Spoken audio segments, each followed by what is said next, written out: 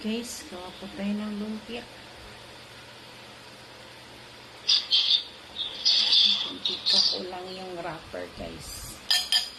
So, meron na tayong nagawa. Ilang piraso lang.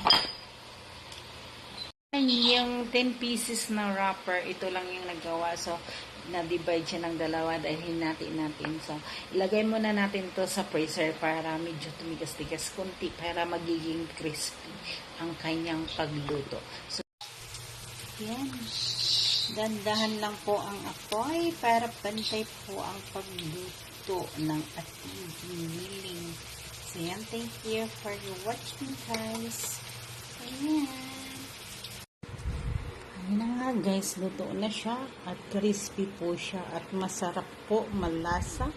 Ayan. Thank you for watching. Ayan na nga, guys. Luto na siya at crispy po.